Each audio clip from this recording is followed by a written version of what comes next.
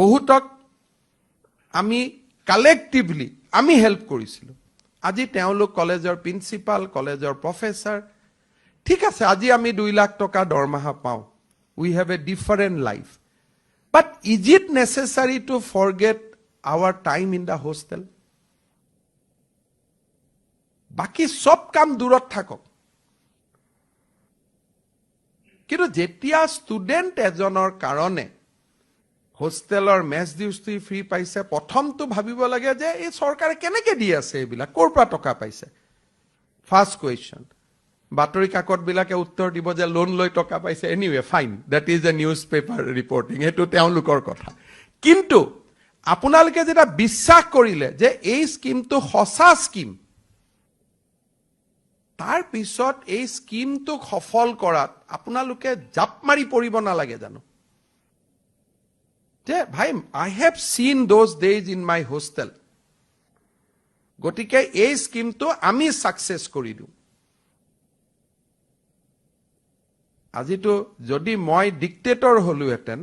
মই ডিপিআইক অৰ্ডাৰ দিলুহেতেন যে কটনৰ ফেকাল্টিখিনি দৰমহাৰ পৰা 200 টকা কাটি এইবাৰ টকাখিনি তাত উভতাই দিব লাগে but I cannot do it because I am not a dictator কাৰণ মই জানো কটনৰ গুটেকেজন প্ৰফেসৰক মই চিনি পাওঁ সকলো they have faced the similar hard days in the college in the hostel মই আশা কৰিম যে এইবাৰ যাতে হোস্টেল মেছ ডিউছত যেতিয়া আমি আপোনালোকক অহা মাহত ফৰ্ম পঠিয়াম take it as your own do not distance yourself from the government schemes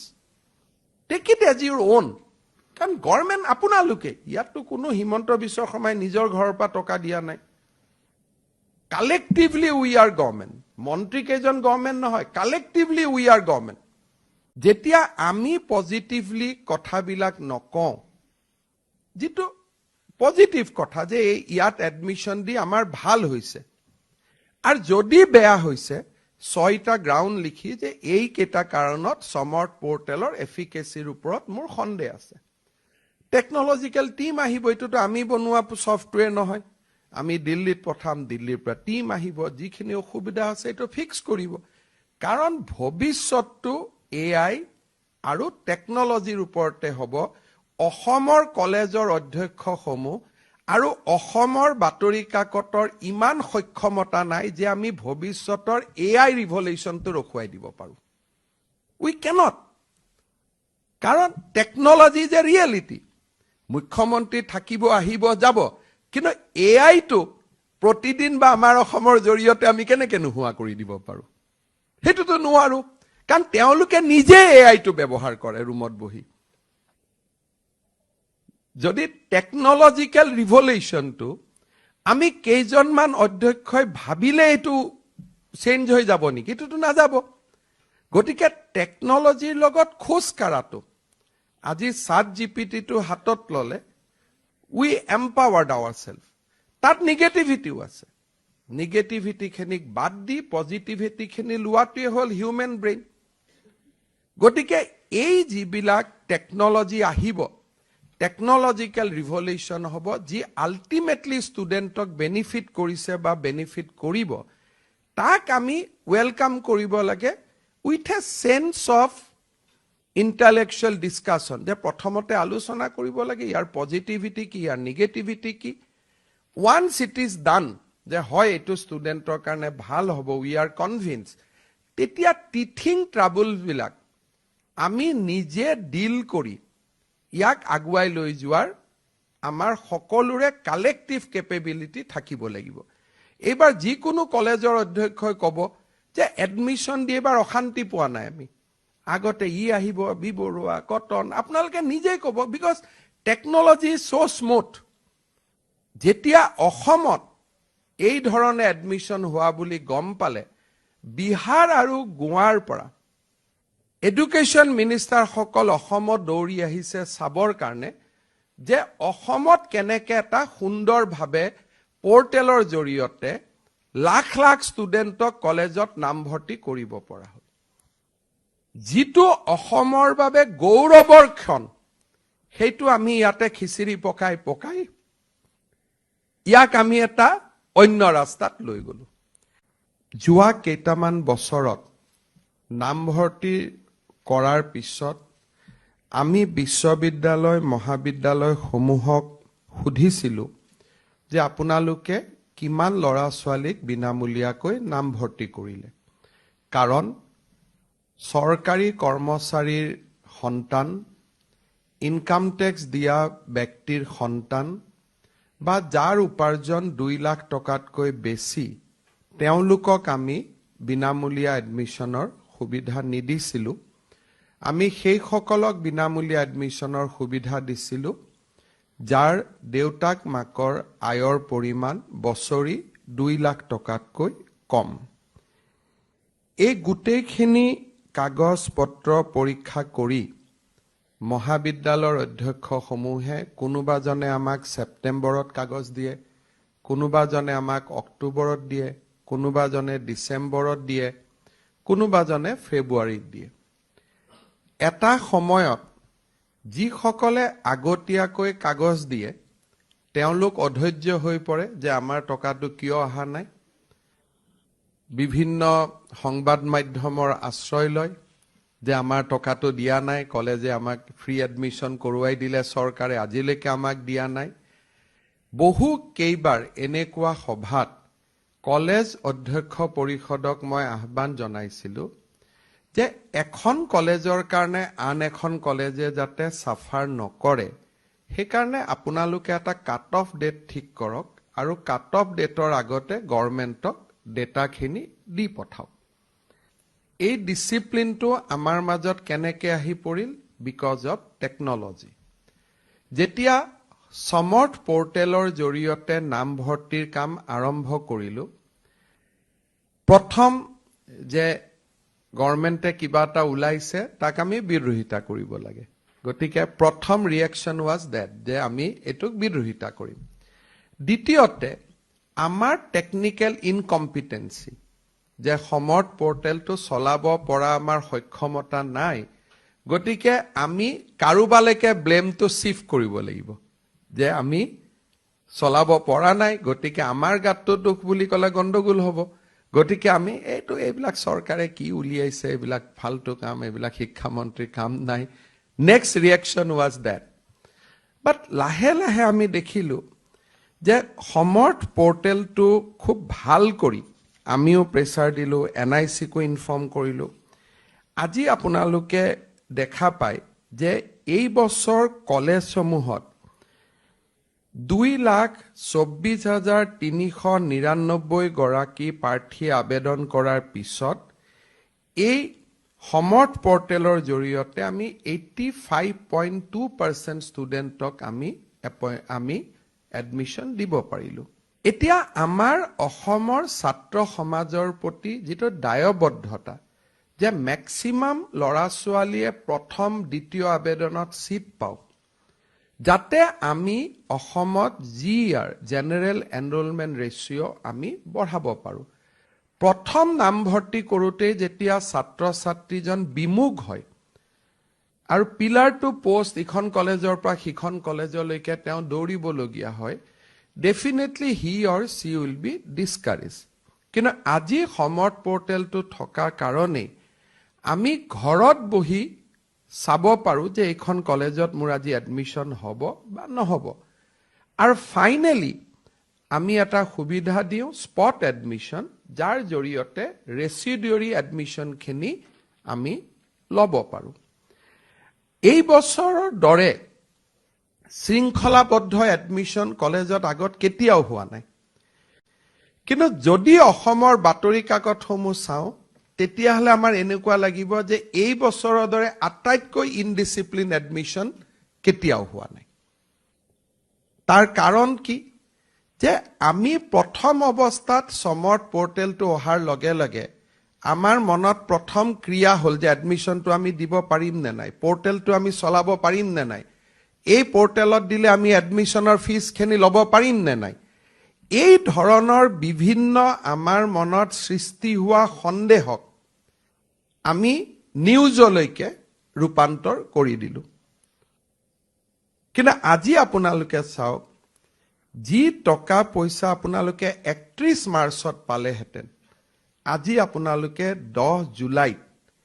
এই টকা পইচাটো পাব সক্ষম হৈছে কলেজখিনি ভালকৈ চলিব আৰু এই ক্ৰেডিটটো মই নলওঁ কাৰণ মইতো এনেও 31 মাৰ্চত টকাটো দিবই লাগিলহেঁতেন ক্ৰেডিট আমি ললো 16-17তে যে আমি বিনামূলীয়া এডমিশ্যন দিলো কিন্তু এইবাৰ টকা পইচাখিনি যদি ইন টাইমত পোৱাৰ কাৰণে কাবাক আমি ক্ৰেডিট দিব লাগিব টেকনলজি আৰু সমৰ্থ পোৰ্টেলক দিব লাগিব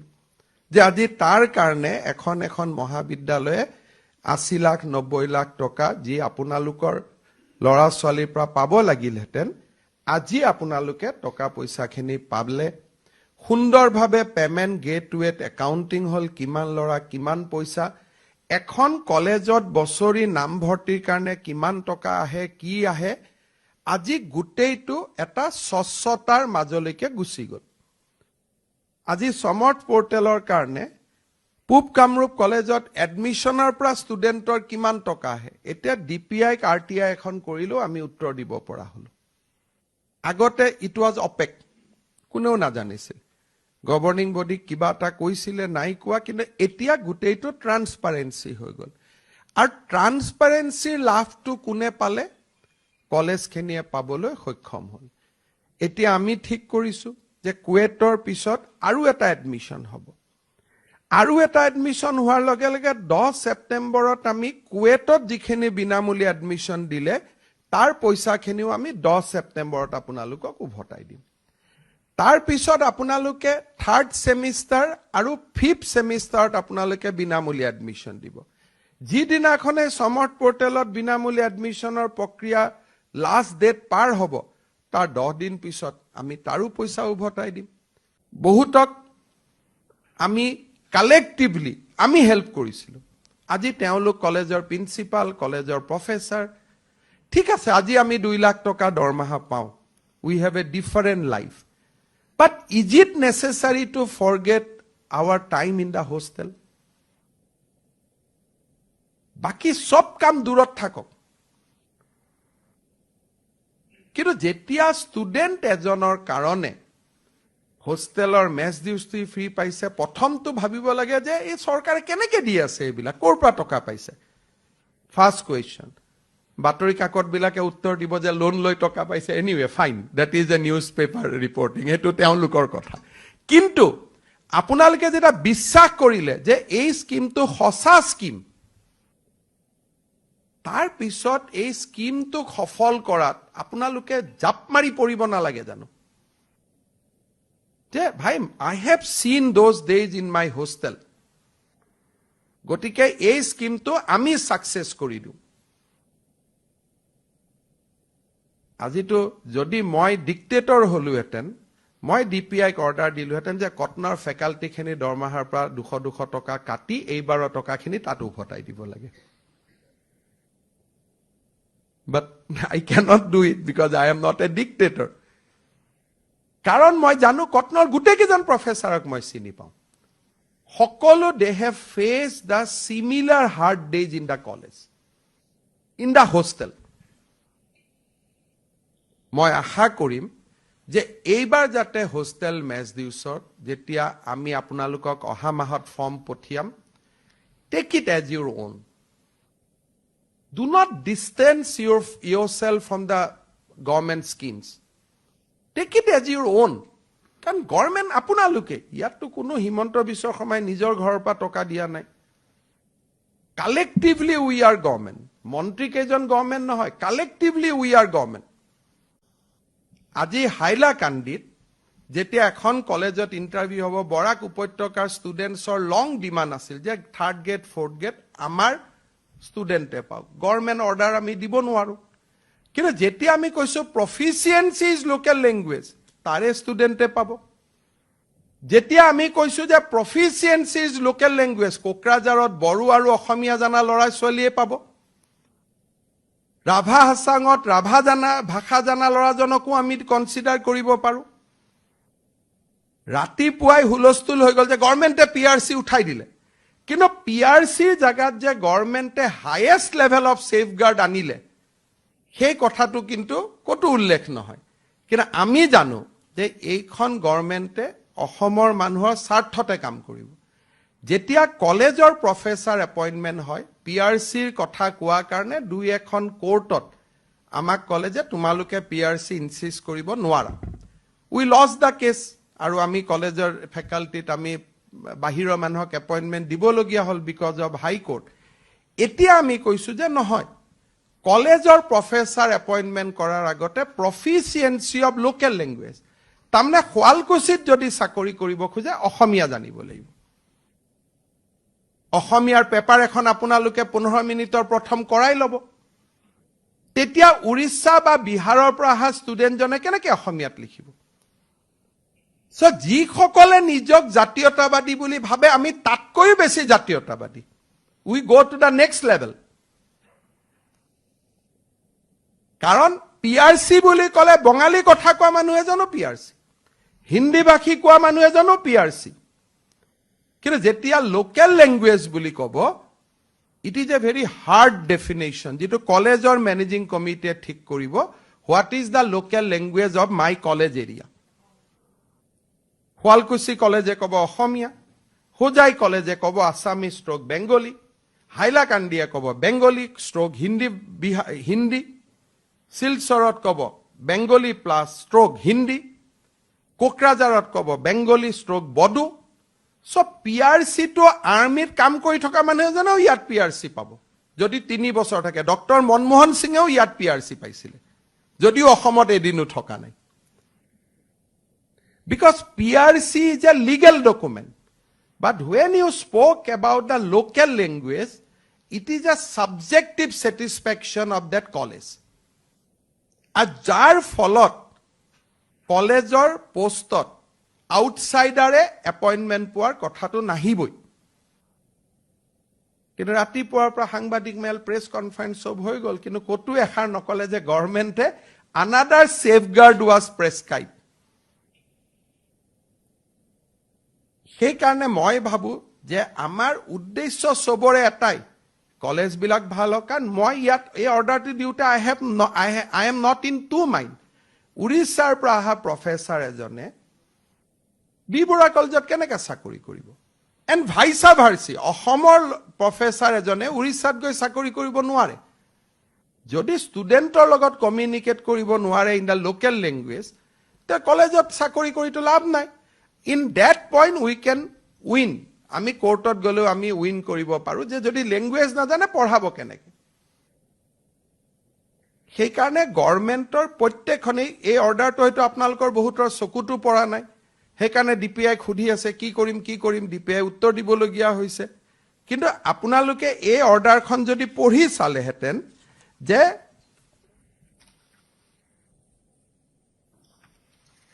all candidates must have proficiency in local language matter finish in university to provision নাই খুদিবৰ কাৰণে কলেজৰো প্ৰয়োজন নাই কাৰো প্ৰয়োজন নাই কাৰণ লোকেল ল্যাঙ্গুৱেজ যে ই বেছি ষ্ট্ৰিক্ট পলিসি যাতে বাহিৰা মানুহ আহি নুখুমায় আৰু বাহিৰা মানে ইভেন ষ্টেটৰো ভিতৰত যদি হসা পিআৰচিও হয় কিন্তু অসমীয়াটো যদি নিখিকে বহুত আমাৰ মাজতো লৰা ছোৱালী আছে অসমীয়া মানুহৰ লৰা ছোৱালী কিন্তু অসমীয়া ক'ব নাজানে হি ইজ অলসো আউট মোৰ লৰা সাপোজ বাহিৰত পঢ়িছে অসমীয়া ক'ব নাজানে আজি ডেফিনেটলি মোৰ লৰাজনে ভালকৈ অসমীয়া লিখিব নোৱাৰে হি ষ্টাডিড আউটসাইড ই যদি কলেজৰ প্ৰফেচাৰ পোষ্টত এপ্লাই কৰে he is also not eligible because he doesn't have proficiency in the local language কলেও নহব লিখিবও লাগিব So interpret this clause in your favor যাতে আপোনালোকে ভাল শিক্ষক কৰ্মচাৰী কলেজত নিযুক্তি দিব পাৰে যোনে লোকেল ল্যাঙ্গুৱেজটো জানিব এনেকুৱা ধৰণৰ ক্লজে ষ্টুডেণ্টক বাধ্য কৰিব যে মই অসমীয়া শিকিম মই বেংগলী শিকিম মই বড়ো শিকিম মই হিন্দী শিকিম আদাৰৱাইজ মই কলেজত চাকৰি নাপাম আমি এসিএছটো এই ক্লজটো দিছো আমি লোকসেৱা আয়োগৰ পৰীক্ষাটো এই ক্লজটো দিছো যাতে লোকসেৱা আয়োগটো আমি লোকেল ল্যাঙ্গুৱেজ জানা ক্যান্ডিডেট আমি পাব পাৰো